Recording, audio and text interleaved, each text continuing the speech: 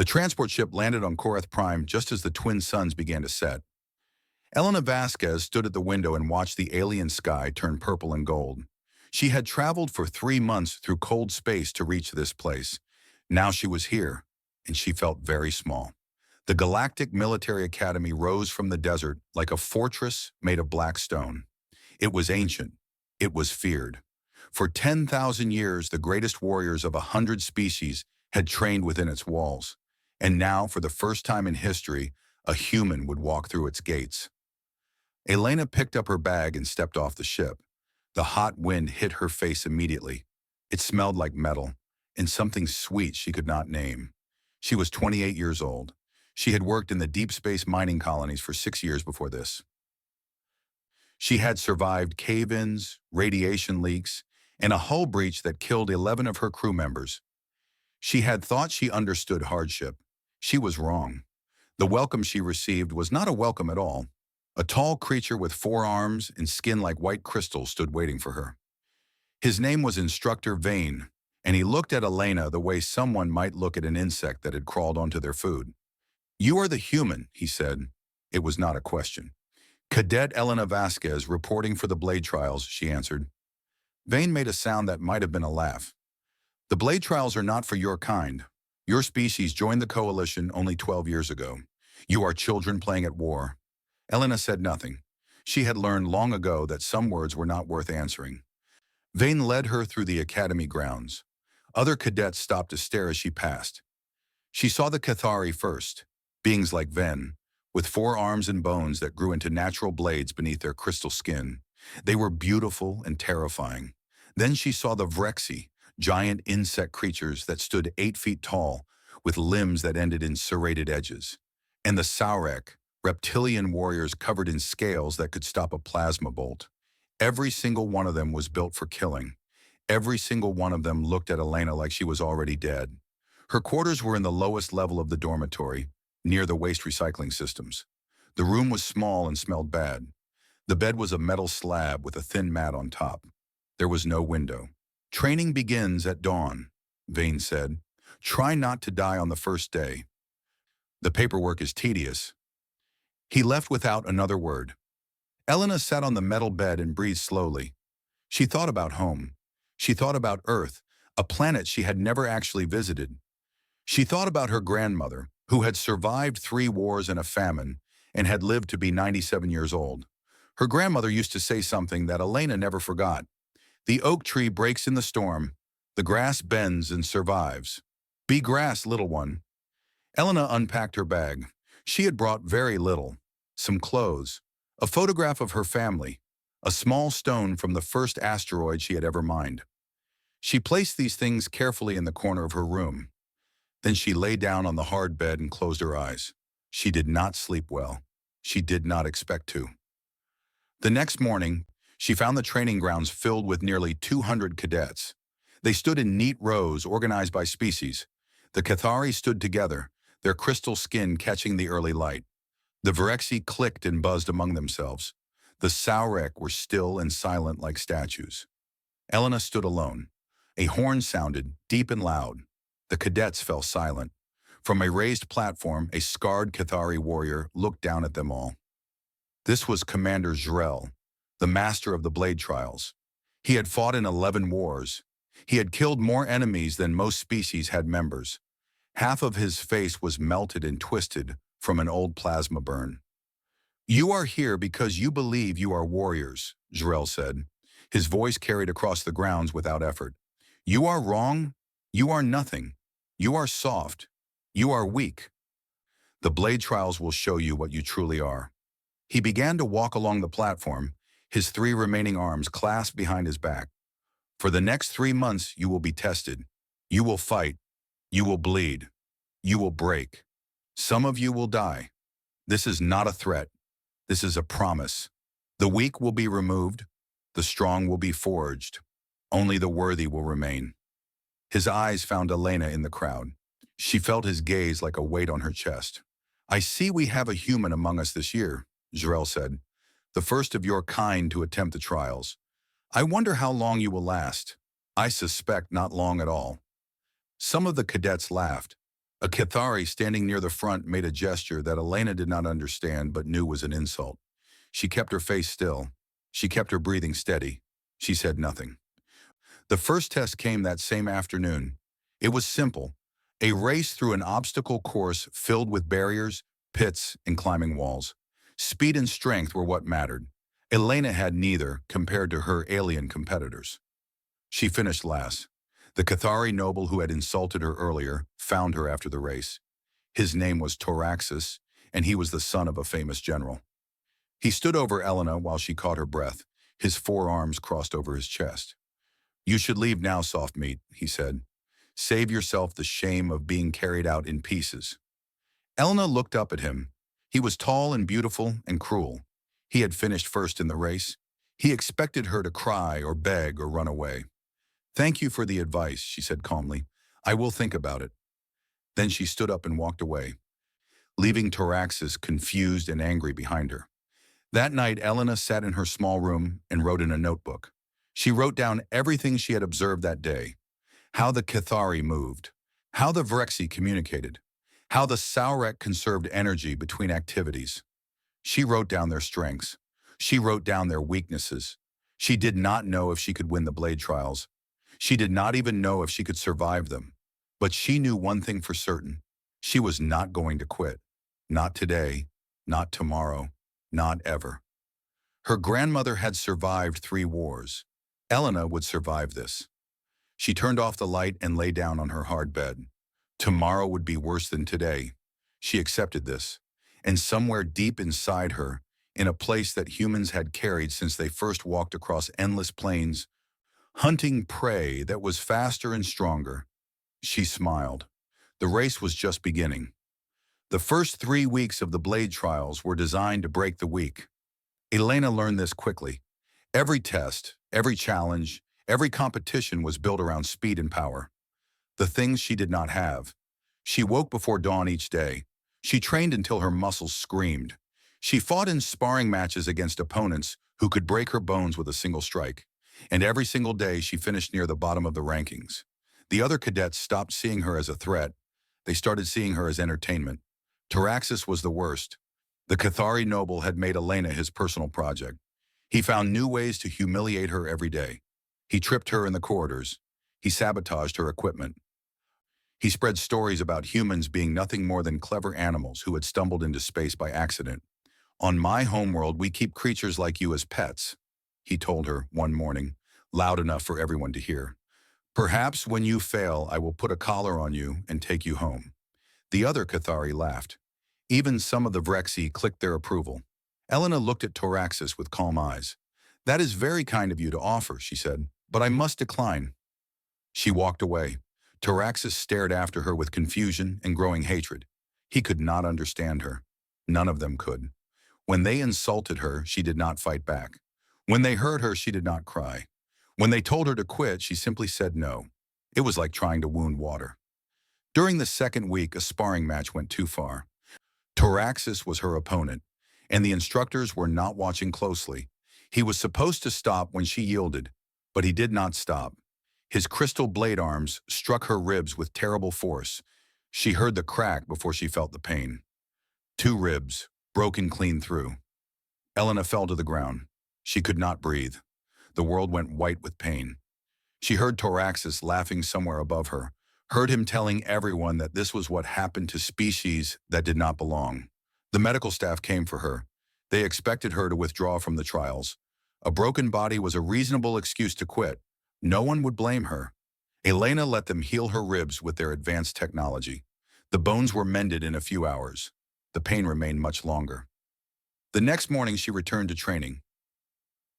The entire academy went quiet when she walked onto the training grounds. Even Commander Zrel stopped what he was doing to watch. Toraxis, who had been boasting about his victory, fell silent. Elena took her place in line.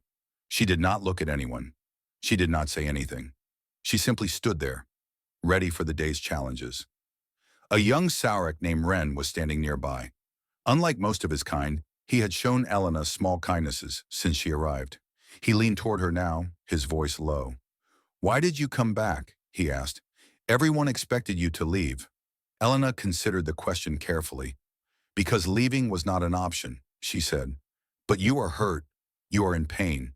You cannot win against them. Elena turned to look at him. Her eyes were steady and calm. A river does not fight the mountain, she said. It just keeps flowing until the mountain is gone. Ren did not understand, but he remembered her words. The days continued. Elena kept finishing near the bottom, but something strange began to happen. She was not falling further behind. She was slowly, steadily getting better.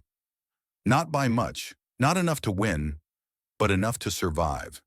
The instructors began to notice something else. While other cadets were burning out, growing tired and frustrated, Elena remained constant. She never had a brilliant day, but she never had a terrible day either. She was always the same, always moving forward, always enduring. It was unsettling. During the third week, the trials included a test of pain tolerance. Each cadet was subjected to increasing levels of electrical shock while performing mental tasks. When the pain became too much, they could say a word to make it stop. Their ranking depended on how long they lasted. The Cathari did well. Their crystal bodies distributed pain differently. The Saurek also performed strongly. Their scales provided some protection. Elena had no protection. Every shock went straight into her soft human flesh. The pain was extraordinary. She felt like she was being burned alive from the inside. But she did not stop. Cadet after cadet dropped out. The Vrexi, despite their fearsome appearance, had very sensitive nervous systems. They could not handle sustained pain. Even some of the mighty Cathari reached their limits. Elena kept going. Her body shook. Her teeth cracked from how hard she was clenching them. Tears streamed down her face without her permission, but she did not say the word. She did not quit. When the test finally ended, Elena had lasted longer than 90% of the cadets. Commander Zrel reviewed the results that night. He found himself looking at Elena's file for a long time. He had dismissed her as a curiosity when she arrived, a political gesture from the coalition to make humans feel included.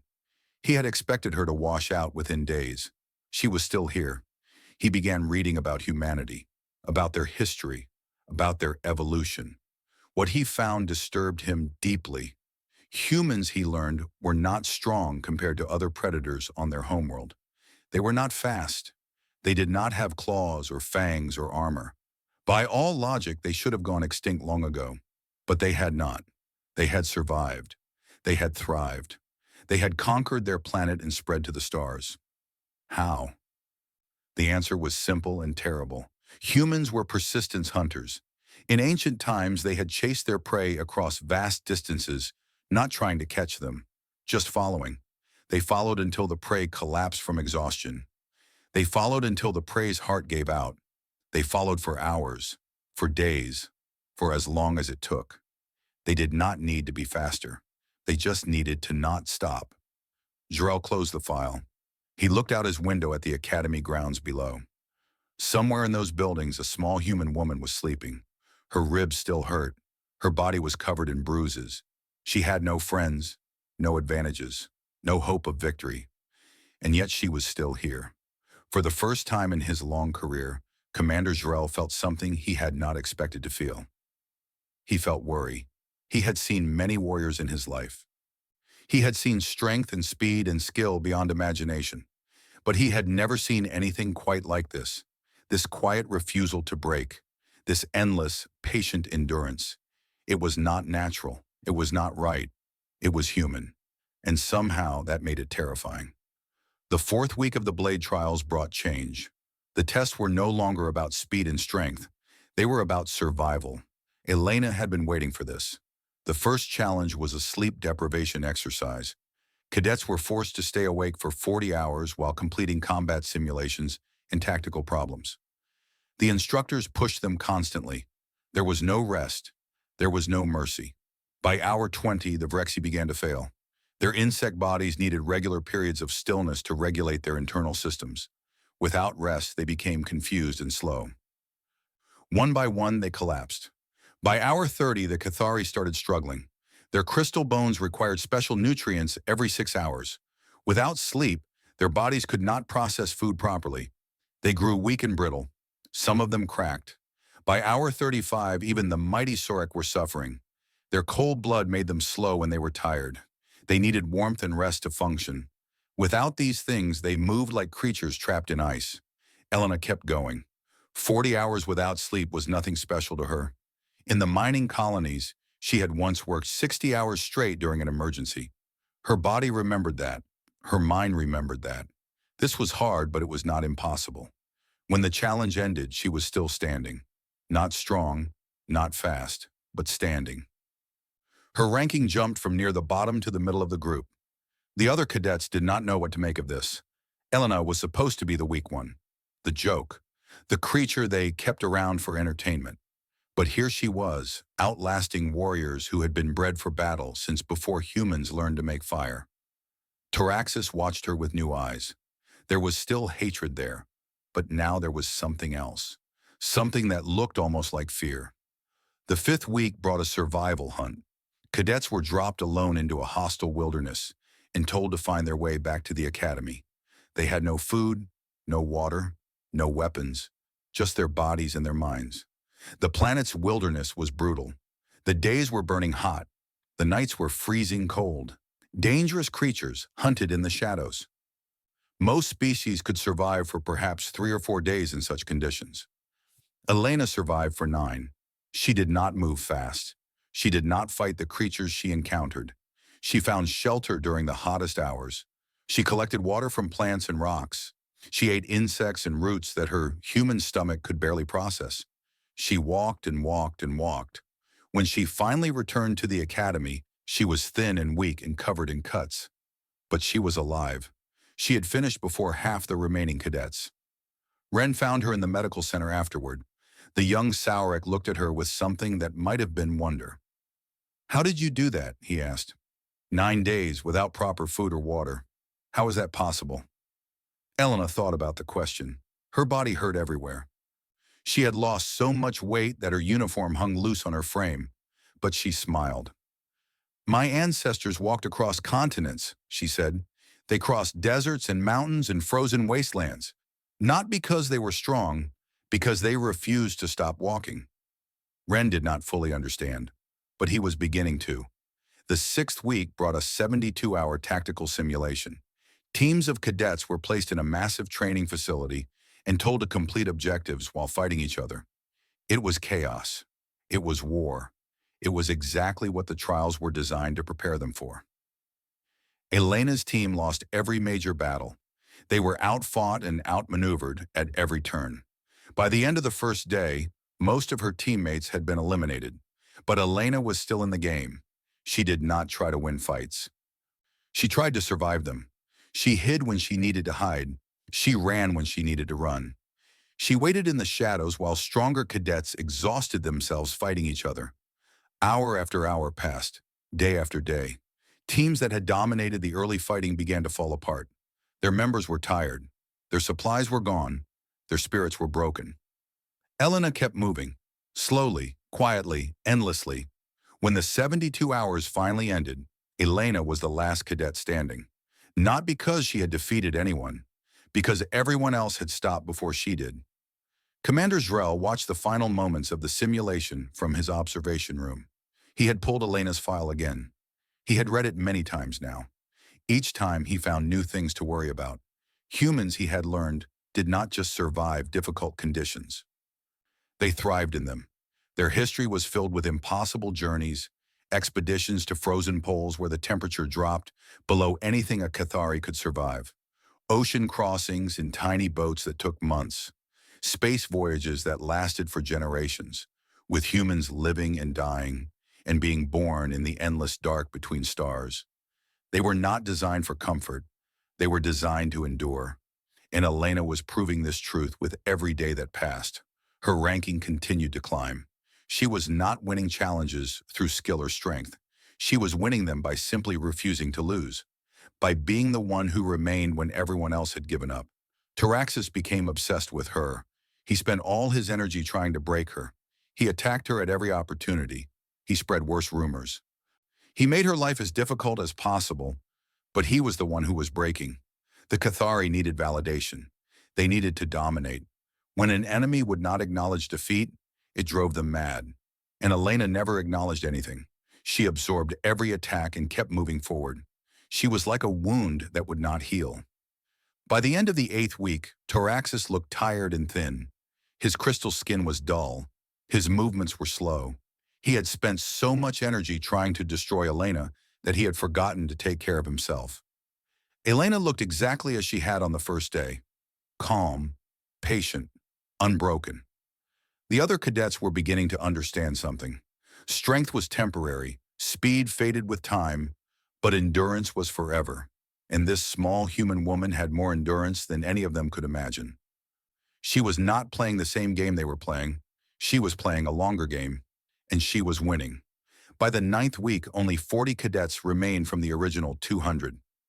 Elena was ranked 15th, higher than any human had ever achieved, higher than anyone had believed possible. But the worst was yet to come. The final phase of the Blade trials was truly lethal. The training exercises used real weapons. The combat simulations had no safety limits. In the first week of this phase alone, 3 cadets died. Elena watched their bodies being carried away. She felt fear, real and deep and cold. But fear was an old companion. She had felt it in the mines when the tunnels collapsed. She had felt it in space when the air ran out. She knew how to carry fear without letting it carry her. The challenges grew harder. 3. The competition grew fiercer. Cadets who had ignored Elena now watched her with careful eyes. They had learned to respect what she represented. Not strength, something else. Something they did not have a word for. Toraxis watched her most carefully of all. The Cathari noble had fallen in the rankings. He was now 23rd, 8 places below Elena. For someone of his status, this was unbearable shame. A human, a creature he had called a pet, was beating him. In the middle of the 10th week, Toraxis made his move. He issued a formal challenge for single combat. This was an ancient tradition among the warrior species. When one cadet challenged another, the challenged cadet had 2 choices: accept and fight, or refuse and forfeit their ranking. Elena could not refuse. Everything she had worked for would be lost. The duel was scheduled for the next morning. The entire academy gathered to watch. Cadets and instructors alike filled the combat arena. Commander Zrel himself took a position in the observation platform. Toraxis stood on one side of the arena. His crystal skin gleamed in the light. His 4 blade arms were extended, sharp as death. He was the son of a general. He had been trained to fight since before he could walk. He had killed enemies in real combat. Elena stood on the other side. She held a single standard-issue blade. Her human body looked soft and fragile. She was smaller than Toraxis in every way. The horn sounded. The duel began. Toraxis attacked immediately. He was fast, faster than Elena could ever hope to be. His 4 arms moved in a deadly pattern, each blade seeking her flesh. Elena did not try to match his speed. She retreated, blocking what she could, dodging what she could not. Within the first minute, she was bleeding from 3 cuts. The crowd expected a quick end. Toraxis was clearly superior. It was only a matter of time before he delivered the killing blow. But the killing blow did not come. Elena kept retreating. She kept blocking. She kept surviving. When Toraxis pushed her to the edge of the arena, she slipped past him and created distance again. When his blades found her body, she accepted the pain and kept moving. 10 minutes passed. 20. 30. The crowd grew restless. This was not how duels were supposed to go. Duels were supposed to be fast and decisive. This was something else entirely. Toraxis was beginning to breathe hard. His movements were slightly slower than before. The Cathari were built for explosive power, not extended combat. Every strike required energy. Every failed strike wasted energy. Elena was bleeding from a dozen wounds now. Her uniform was torn and stained red. But her breathing was steady. Her eyes were calm. She had not attacked once. She was simply enduring. 1 hour passed, then 2. Toraxis was visibly struggling now. His crystal skin had turned dull. His blade arms trembled with fatigue. He had never fought a battle that lasted this long. His body did not know how to handle it. "Why won't you fall?" he screamed at Elena. His voice cracked with frustration. "Why won't you die?" Elena did not answer. She just kept moving, blocking, retreating, surviving. 3 hours passed. Toraxis was staggering now. His attacks were wild and uncontrolled. The precision that had made him deadly was gone. He was burning through the last of his reserves, trying desperately to end a fight that should have ended hours ago.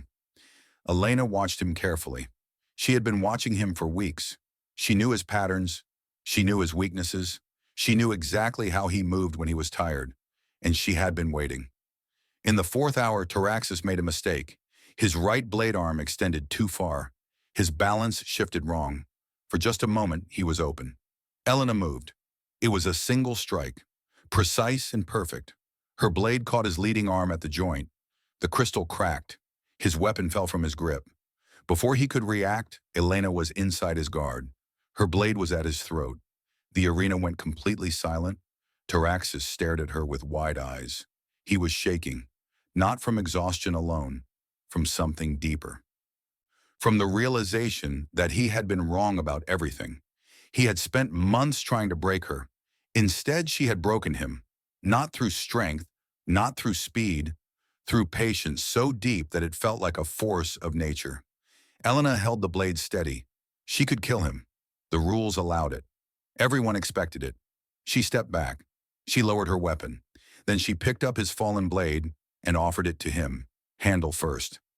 "I do not need to kill you," she said quietly. "I just needed you to know that you cannot make me quit." Toraxis looked at the offered weapon. His body sagged. His forearms hung limp at his sides. When he spoke, his voice was barely a whisper. "I yield." The words echoed through the silent arena. A Cathari noble, son of a general, yielding to a human. It was unthinkable. It was impossible. It had happened. Elena bowed slightly and walked off the arena floor. Her legs were shaking. Her wounds were screaming. She had nothing left to give, but she did not let anyone see that. She walked with her head high until she reached the medical center. Only then, alone in a quiet room, did she allow herself to collapse.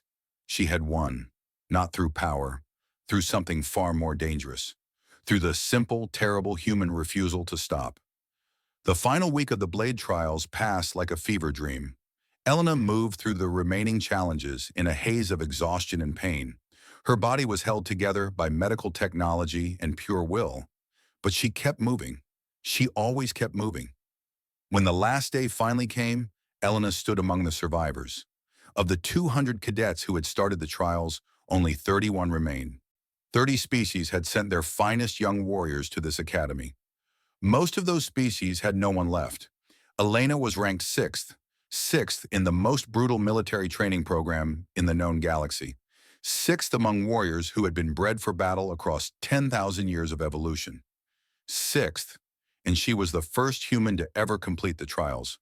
The graduation ceremony was held in the Grand Hall, a massive chamber carved from the heart of the academy. Ancient banners hung from the ceiling, each one representing a species that had earned its place among the stars. Soon a human banner would hang among them. Commander Zrel stood at the front of the hall. The scarred Cathari warrior looked out at the assembled graduates and guests. His eyes moved across each face, remembering the cadets who had not survived. Then his eyes found Elena. He began to speak. "For 10,000 years, this academy has trained warriors. We have taught them to be strong, to be fast, to be deadly. We have measured their worth by how quickly they can kill." He paused. His voice grew quieter. "Perhaps we have been measuring the wrong things." The hall was completely silent. No one had ever heard Commander Zrel speak like this. "This year, I watched a human complete the Blade trials. She was not the strongest. She was not the fastest. By every measure we traditionally use, she should have failed. But she did not fail. She endured." He held up a small object. It was a metal made of deep red crystal, shaped like a flame that never stopped burning. The Crimson Endurance has not been awarded in 200 years. It is given only to those who demonstrate something beyond skill or power. It is given to those who show the quality that matters most in war, the refusal to break. He looked directly at Elena. "Cadet Vasquez, come forward." Elena walked through the silent hall. Every eye watched her. Cathari, Vrexi, Sarek, and a dozen other species. Some looked at her with respect. Some looked at her with fear. Some looked at her with something that might have been wonder. Jarell placed the medal around her neck. It was heavier than she expected. "You have taught me something," Jarell said quietly, so only she could hear. "I have fought many enemies. I have never feared any of them. But I think I fear your species, not because you are dangerous, because you do not know how to stop." Elena met his eyes. "We learned long ago," she said. "On our world, everything was trying to kill us. We survived by being the last ones standing. Always." Jarell nodded slowly. "Then I hope we are always allies." "So do I," Elena said. After the ceremony, Ren found her standing alone on a balcony overlooking the desert. The twin suns were setting again, painting the sky in purple and gold. Just like her first day. "What will you do now?" Ren asked. "With your ranking, you could serve anywhere. The best ships, the safest positions." Elena smiled. "I have requested assignment to the Long Watch." Ren's scales shifted in surprise. "The Long Watch? That is a 5-year patrol through the outer territories. Most species consider it a death sentence. The isolation alone drives people mad." "Humans have a different relationship with isolation," Elena said. "We spent thousands of years crossing empty oceans in wooden boats. We traveled to our moon in tin cans. We built generation ships and sent our children's children to distant stars. 5 years is not very long to us." Ren was quiet for a moment. "You are a strange species," he finally said. "Yes," Elena agreed. "We are." They stood together and watched the sunset. Ren had become her friend over the past 3 months, perhaps her only friend. It would be sad to leave him behind. "I have learned something from you," Ren said. "My people admire strength above all things. We believe the powerful survive and the weak perish. But you have shown me another way, the way of patience, the way of endurance, the way of the creature that simply refuses to die." Elena turned to look at him. "My grandmother used to say that time defeats all things. If you can outlast your problems, you can outlast anything." Your grandmother sounds wise. She survived 3 wars and a famine. She lived to be 97 years old, and she died peacefully in her bed, surrounded by her family. Elena smiled at the memory. That is the human dream, not to die in glory, to endure long enough to die in peace. Far away in a coalition intelligence center, officers from a dozen species were reviewing reports about the human cadet who had completed the blade trials. They had gathered every piece of information they could find about humanity. The more they read, the more concerned they became. One report focused on human evolution. It described how humans had hunted animals by simply following them until they collapsed from exhaustion. It described how human ancestors had walked from one continent to another, crossing deserts and mountains and frozen wastelands. Another report described human history, the wars that lasted for decades, the sieges that continued for years, the soldiers who fought until their bodies physically could not continue, and sometimes beyond that. A third report described the human concept of spite, the willingness to endure suffering simply to deny victory to an enemy. It was a concept that many species struggled to understand. The final page of the intelligence summary contained a single recommendation. It was written in bold text, marked with the highest priority classification. Under no circumstances should the coalition engage humanity in a protracted conflict. Human physiology and psychology are optimized for extended struggles. They do not fight to win quickly, they fight to outlast. Initial assessments suggest that, in any war of attrition, humans will continue fighting long after all other species have surrendered or collapsed. Recommend peaceful relations and alliance maintenance as highest priority. Elena knew nothing about these reports. She was already aboard her patrol vessel, preparing for 5 years in the darkness between stars. Her quarters were small, but they were larger than the room she had been given at the academy. She had a window this time. She could see the stars. She placed her few possessions carefully in the corner. The photograph of her family, the small stone from her first asteroid, and now the Crimson Endurance Medal. She lay down on her bed and opened a book. She had brought many books, enough for 5 years. The ship hummed around her as it prepared to depart. Soon she would be alone in the vast empty darkness, farther from any other living being than most creatures could imagine. Elena smiled and began to read. She had all the time in the universe, and humans were very, very good at waiting.